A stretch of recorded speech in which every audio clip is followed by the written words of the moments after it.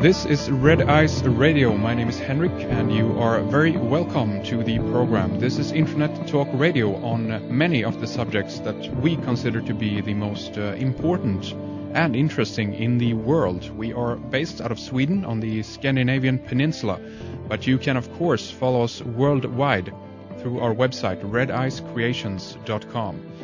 We are happy to have you with us today, and don't forget to tell your friends about us. Help spread the word and join us in the member section for much more radio, webcasts, and video material. And today we are going to go through the looking glass with our guest Todd Campbell from peeringthrough.blogspot.com. He's been writing a lot of on a lot of interesting subjects, and his work have been brought to my attention several times, both via the web, but also by other guests on this program. So I wanted to invite Todd on the program today to talk about his blog, the research, and to go over a few of the things that Todd has been looking into that is, in its own way, I guess, are connected to the occult, simply meaning the hidden and the more esoteric side of life. And Todd also seems to be very eclectic in the areas that he's looking into, just like you have to be these days in order to get a good perspective on the situation that we currently are in. So we have many things to discuss, so stay tuned as we are peering through the looking glass today.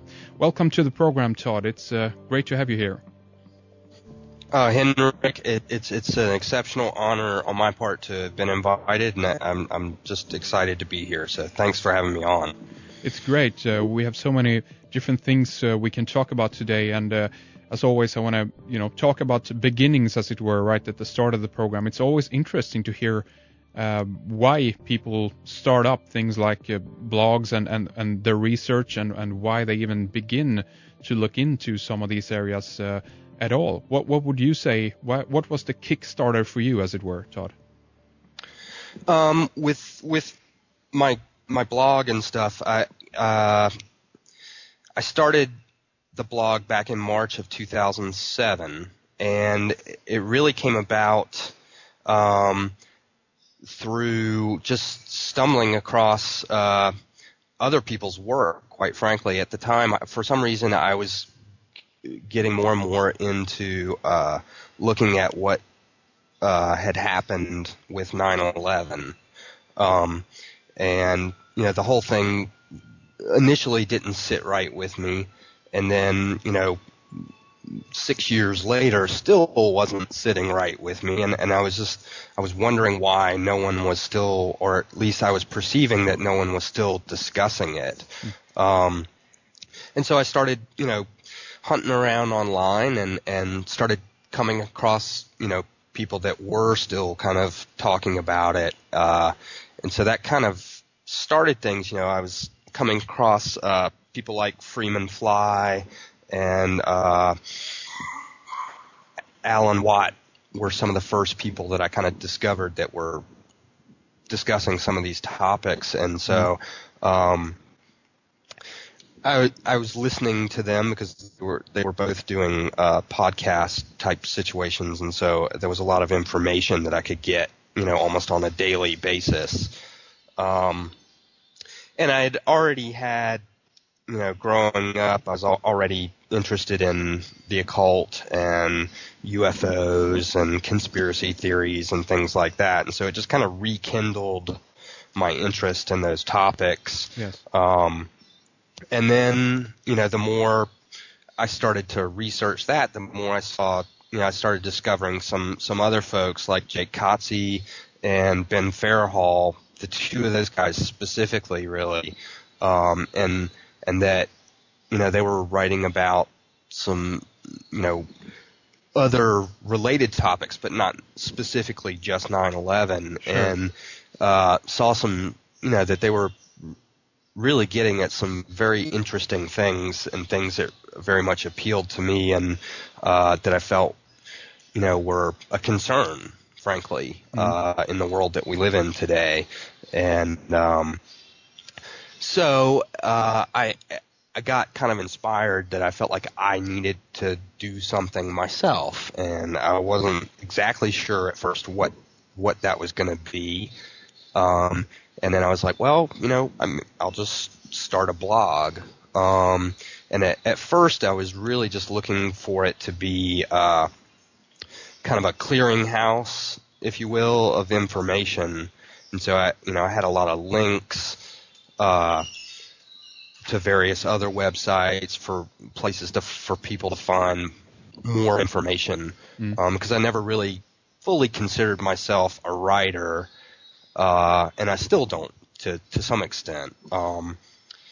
I wrote poetry and stuff in high school and in college, and I always kind of like aspired to be a writer, but I also knew that my abilities were kind of limited, and didn't really think that was going to be a career for me or anything else. But doing the blog, I started to feel like that I had some things to say and that I could bring my own perspective to a lot of these topics. And so I kind of started to ease into writing, and was definitely very, like I said before, very much inspired by both Jake Kotze and Ben Fairhall specifically, his writing and the things that he's looking at. Definitely jived with things that I was already thinking about as well, and so that's kind of the incarnation of why I got started doing this.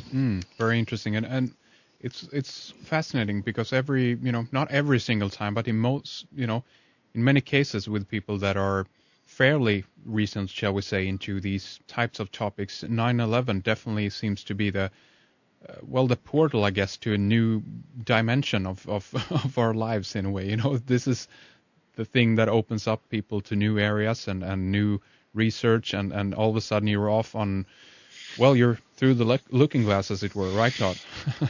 Oh, exactly. And, I do have to say that was the catalyst for me, Before that, I was very much into like Richard Hoagland and his Enterprise site, about 10 years ago. And so I already had a history with a lot of the information, but it really was looking at 9/11 and what happened, what people's various theories about what happened, that really kind of set me off, because I was starting to get a little angry, frankly, that I felt like no one was discussing it anymore, and it's something that really got glossed over in a horrific way, if you ask me. Yeah. And yeah, I think that it is a story that has set a lot of people onto this path, and for maybe all the wrong reasons, it's a good thing, If that's what it takes to open some people's eyes, then I guess we have to look at it having some positive impact, as horrible a situation as it obviously was. Yeah.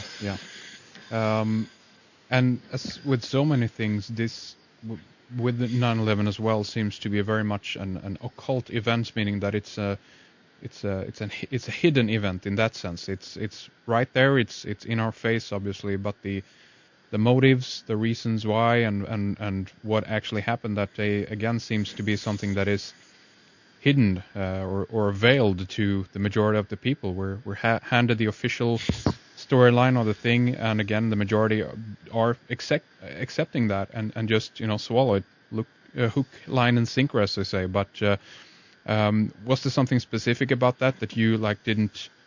What was it with it that didn't feel right to you? Like when you watched it on TV and it's like, this is something wrong, or was it later on when the motives and the consequence of this started to unravel itself, as it were? Right. It was probably a little bit of both. Like I said, I already had conspiratorial leanings in my belief system to begin with, and so anytime some kind of big major world event like that happens, I'm always a little bit was always a little bit skeptical about those things even before 9/11.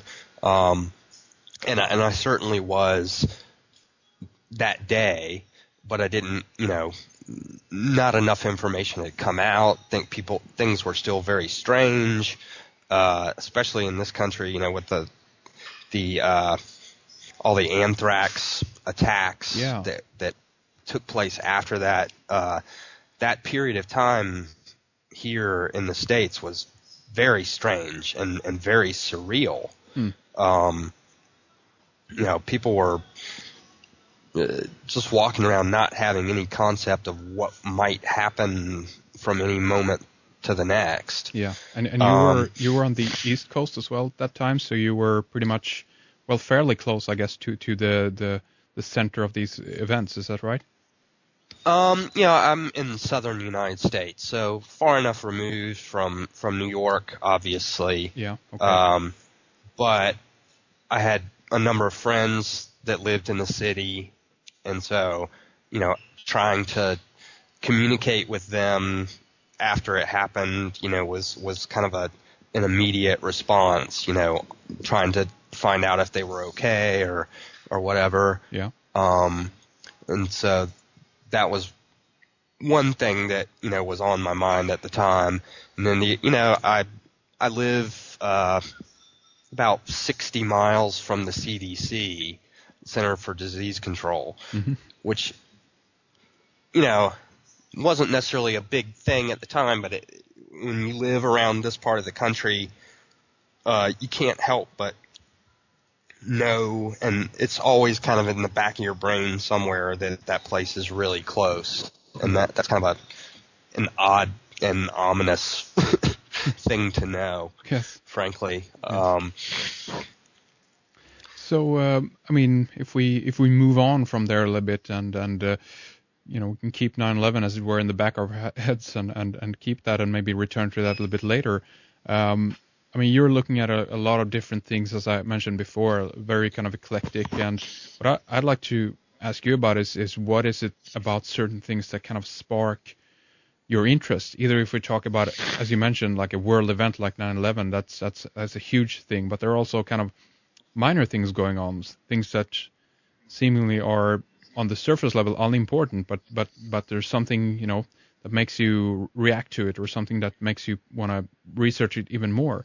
It could be a news story or whatever. But what is it about something that kind of sparks your interest? Is that more intuitive, or are you looking for something kind of specific? It's a weird process, quite frankly, and I don't even know if I can fully explain it. A lot of it certainly centers around news events. So a typical day for me is kind of just monitoring the news, and some stories. Frankly, a lot of the things that I look at, I don't even really cover on my blog.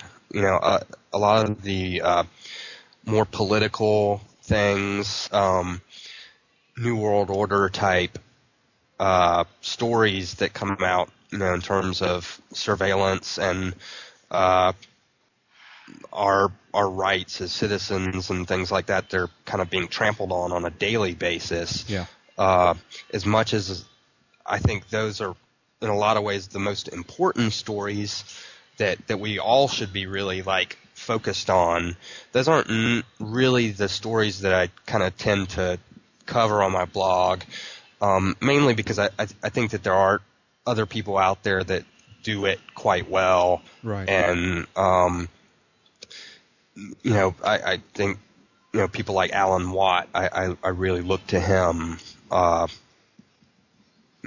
multiple times throughout the week.